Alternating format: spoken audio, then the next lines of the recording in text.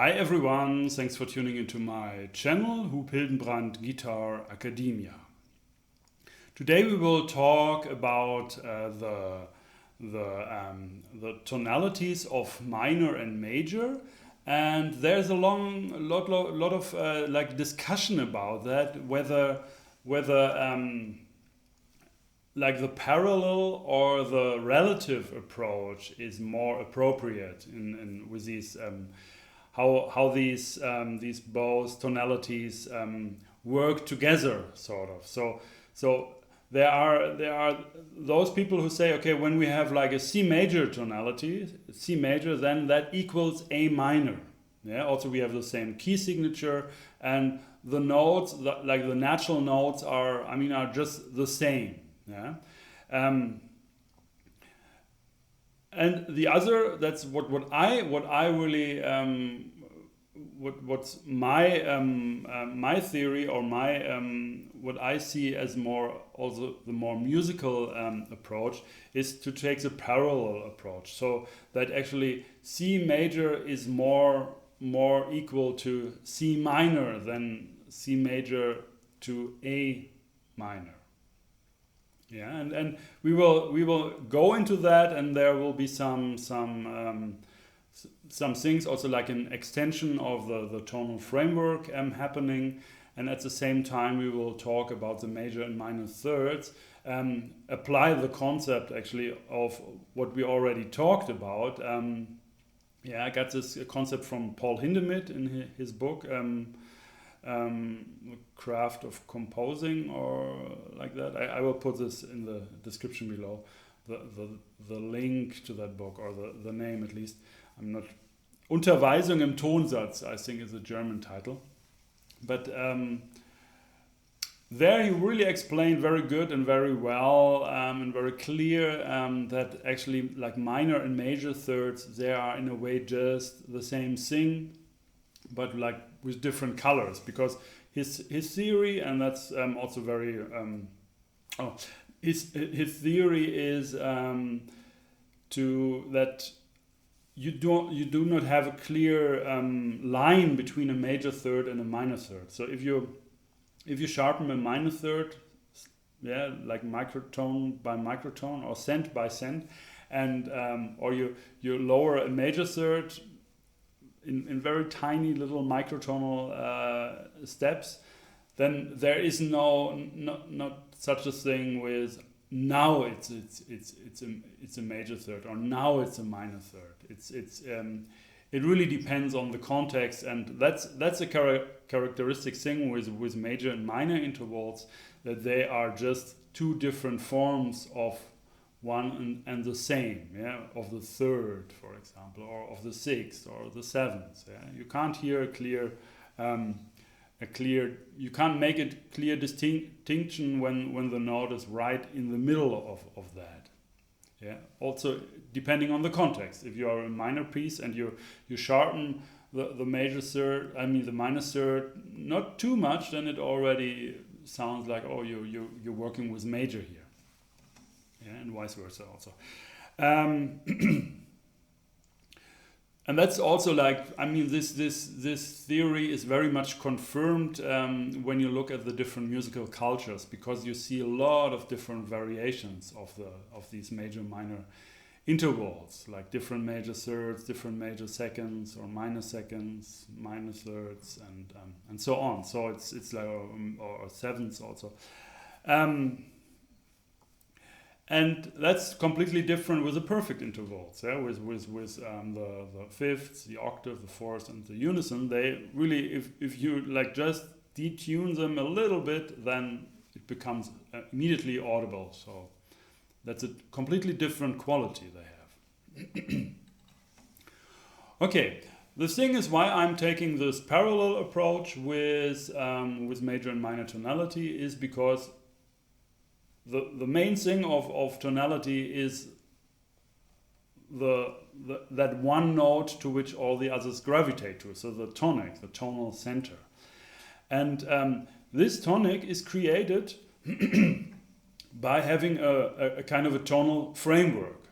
Yeah, by having the fifths and yes, the octave maybe, But the whole tonal framework is actually just, and we talked about that, framework 1, 2, and 3 is all the perfect intervals starting from C. I mean, if we are in C major, let's go to E now, because we will have our approach here on Guitar Academia. Guitar Academia is E. Yeah? Our keynote is always, our tonic is E. We put everything to E to better compare everything. So and it's a low string. And by the way, that's also something I just found out. It occurred to me, is that we have a sort of like tonal framework 3 also in the outside two strings. Yeah, that we have a kind of EA, which is kind of this plagal framework 2 kind of a thing. And we have BE, yeah, on the top two strings. So that's like the authentic framework, or framework 2. Yeah, when we do play both.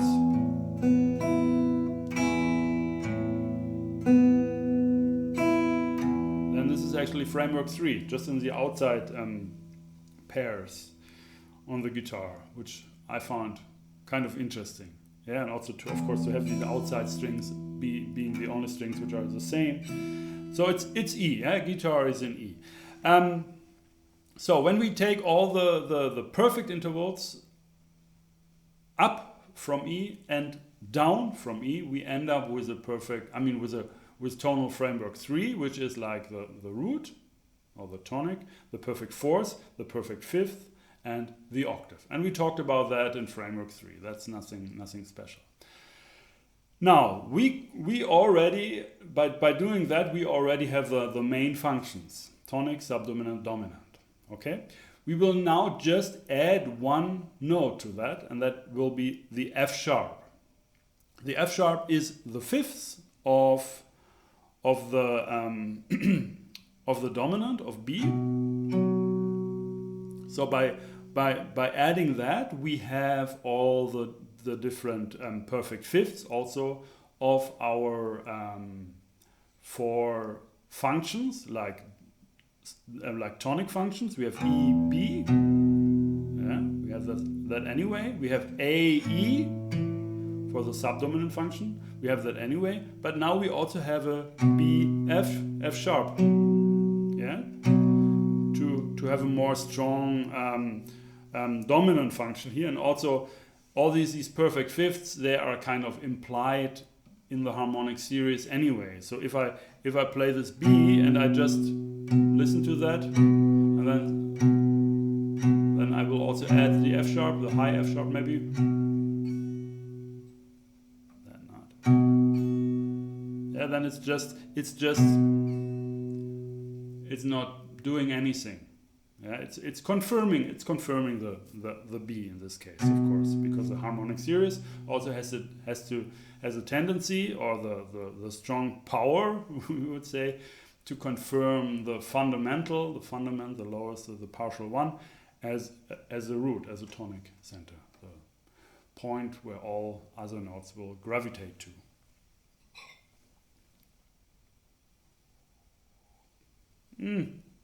And another thing, adding the F sharp is also kind of very connected to the harmonic series of E, because it's the major second, and this partial is a ninth partial. Yeah, so this if you go up the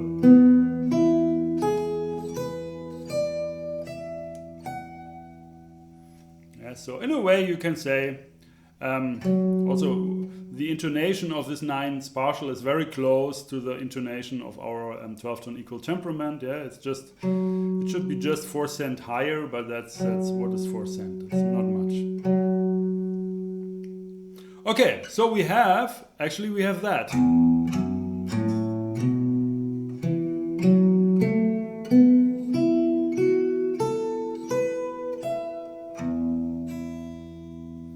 Okay? This kind of a framework, like framework 3 with an added major second to that, this is the basis of both major and minor tonality, major and minor key. So whether we are in E major or in E minor, E major or E minor, this is just the same. It's the same thing. Okay? Now, so you also can say this is not color anymore. This is not the coloration. Yeah, that's just the frame, the framework. Maybe the blank white canvas in a way. There is just 1/3 actually, which is already happening in a way, and that's between F sharp and A. Yeah, but of course it's color. It's always color. I mean, just one note is color, and two an interval is also color. But we still have everything. It's still possible to either go into the E minor color or the E major color. So the notes which really bring that color, they are not there yet, right? And there are just 3 notes remaining here. And these 3 notes, these are the thirds of the main functions. Yeah, if we add the thirds of tonic, subdominant, dominant, then we have the complete scale, the complete tonal scale. All the 7 notes. Yeah. So what we can do, we can add the major third to E. Then we have a major tonic. Or we can have the minor third adding to E. Then we have the E minor tonic. Okay, so that's these are just different colors of one of the same thing. Yeah, it's just the third. The third brings either this more happy or this more sad color. And there's all kinds of different thirds in between you find in the different cultures. Yeah, you can have like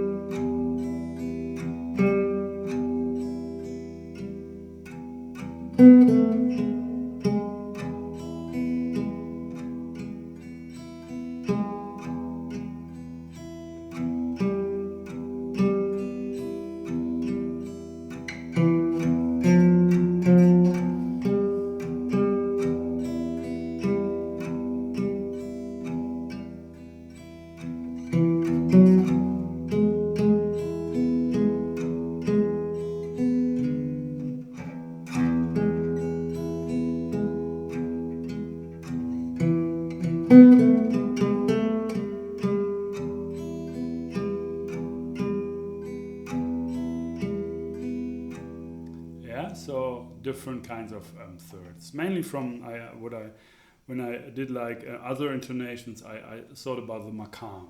I thought about Rust, 2 intonations of the major third in practice, which you have in Rust, and also in Hijaz. E Hijaz is the same thing, and there is this, of course, minor third. You also have in Busalik. You have in the 12-tone equal temperament 2 kind of, and you also have a little bit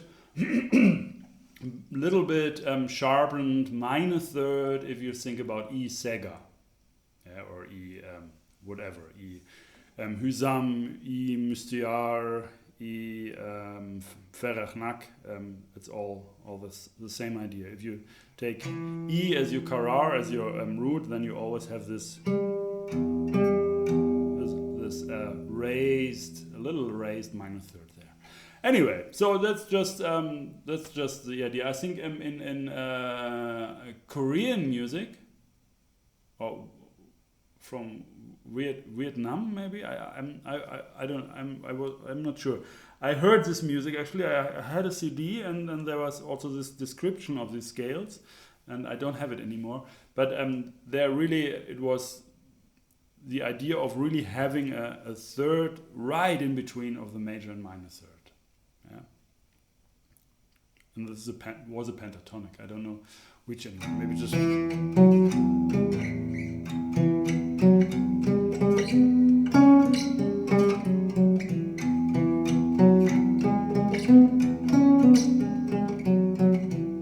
something like that. Yeah, to not really sure, is this major, is it minor, and yeah, that's just an explanation, but maybe it's important to really have a little bit longer explanation on that major and minor thirds here, because that's so important and so crucial also about when thinking about theory, that always like major and minor, the third is just the same thing, just in a way different color, you know, just adding different color, but structurally this is just the same thing. And we go further. We think about the third of the subdominant now. Okay, we have the C sharp, which is the major subdominant, fourth degree major, try it, or we have the minor subdominant. The interesting thing here is that usually in minor we have the minor subdominant if we are in E minor, but in E major, yes, we have the major subdominant, but we really very frequently also use this minor subdominant in major, yeah, to have this kind of an C sharp going to C to the minor quality thing. So just directly change this color, yeah. But it's both the third, and we resolve that to the perfect fifth of the E major of the tonic. Yeah, so it's just so with having the C there, with altering the C sharp to the C, we do not change. I mean, we still are in E major. Yeah, we just add tension to that. So you see, it's not. I mean, it's in a way it's almost confirming this tonality, this E major tonality, by using this minor subdominant. I mean, it is confirming, of course, this resolution. It's just a stronger pull, what you're creating by altering the C sharp to the C. All right, and then the last thing is, of course, the third of the dominant, right? The third of the dominant can be either minor, so we have a minor dominant, which is the case in the fifths. The chord on the fifth degree when we are natural minor, E natural minor. So according to the key signature, yeah, we have E Aeolian. So this implies also a minor dominant chord, yeah, which is a kind of, you can say it's a dominant. It has a dominant quality, but it's a kind of weak dominant. Yeah, it's not. It doesn't really has this strong tension wanting to resolve to the tonic, but it's there. Yeah, you can just play around with these notes and chords in E minor, A minor,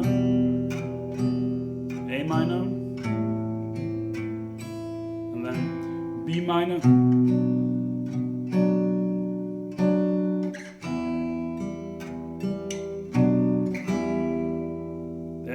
It's still there. It's a little bit weaker, you can say. Yeah?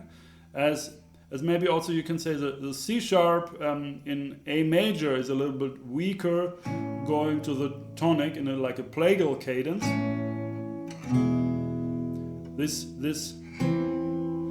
is a more stronger pull to have the minor third of the subdominant. So subdominant minor going to the tonic. But anyway, that's just an association I just having here.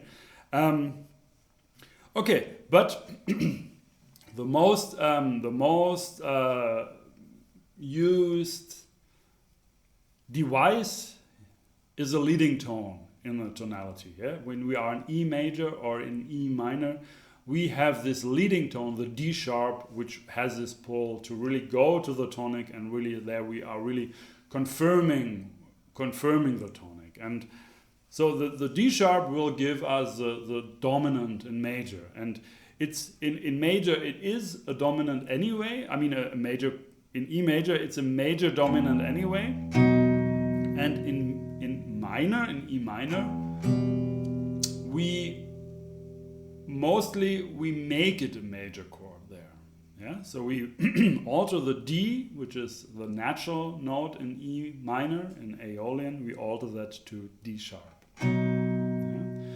And when we alter that to D sharp, yeah, we still are in E minor. So you're not with these notes you're not necessarily change the quality of the key.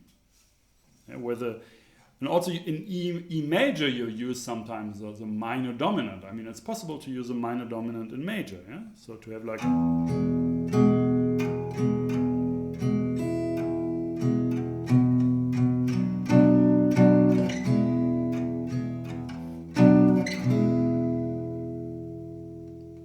It's kind of possible too. It's like a little bit like a Mixolydian thing. We talked about the minor dominant in both keys, so we will not talk about that again. One important thing I just wanted to add here.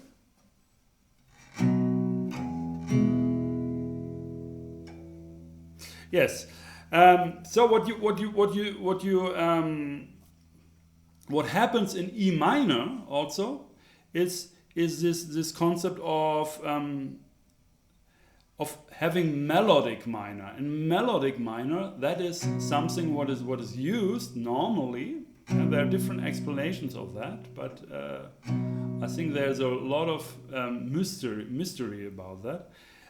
Mostly this melodic minor, the special thing with melodic minor is that it has E melodic minor has a C sharp, which is really like a kind of a major, E major, A major subdominant quality. And in a way you can say it's quite destroying this minor feel.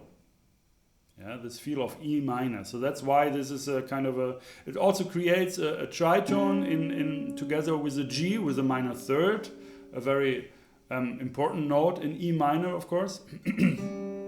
Yeah, so it's a little bit like a not really belonging there. But it is very often created. I mean, it's used to avoid the augmented second between D sharp and C. Yeah, to have this kind of more oriental color to avoid that. But you have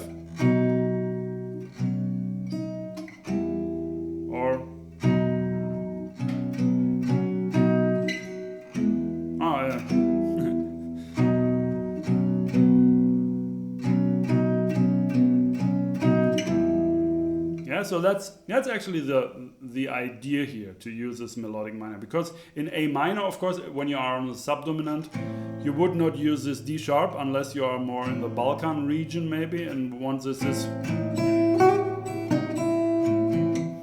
kind of sound.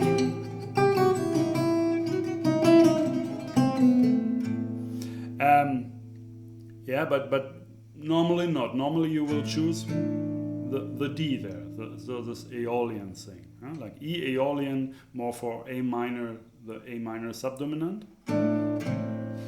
And of course there are some tricks how to use this augmented second in a way that it doesn't really sound as an augmented second, but like Bach is using that.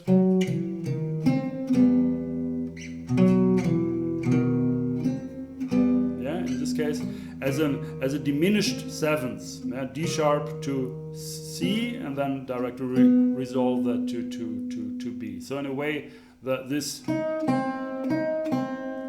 direct augmented second is avoided in a very interesting, tricky way, you can say.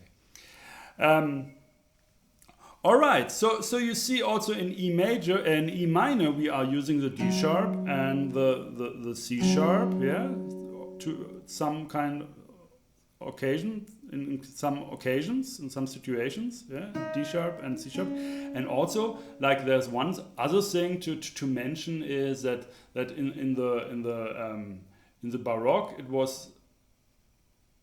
was really sometimes, I mean, it was considered that a major chord is a more complete, more divine thing than a minor chord, and a lot of minor pieces would just end in the same key but in major. And this is like the Picardy third is you are in E minor.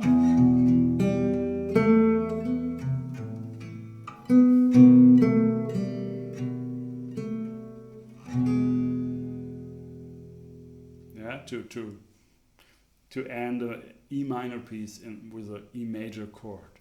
So there you see there are a lot of relationships, a lot of using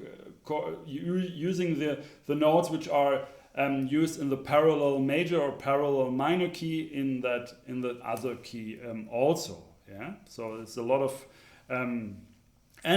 and the interesting thing, of course, is also that when you talk about parallel keys, when you compare parallel keys, the structural elements, I mean the individual scale degrees, they will just keep their structural function.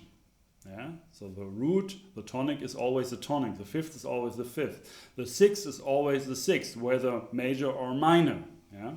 It's not changing its function. It's a color of the subdominant mostly.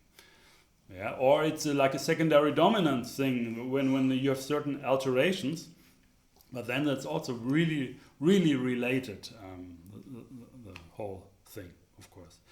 Anyway, we could I think we could I could just go on and talk, but I think the main point you came across, this idea of that this kind of a framework that you add this major second to the framework 3 when we talk about tonality and the 3 different main functions, tonic, subdominant and dominant, and also this idea of that actually the parallel approach is more appropriate when we compare major and minor tonality.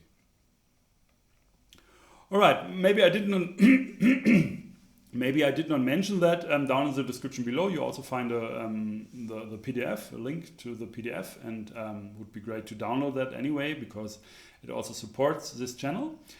And yeah, so that's it for this lesson. I hope you liked it. I hope you gained something from that. You learned something, and please don't forget to subscribe to my channel if you like those lessons here, and also click the bell button to get notifications when a new video will be released.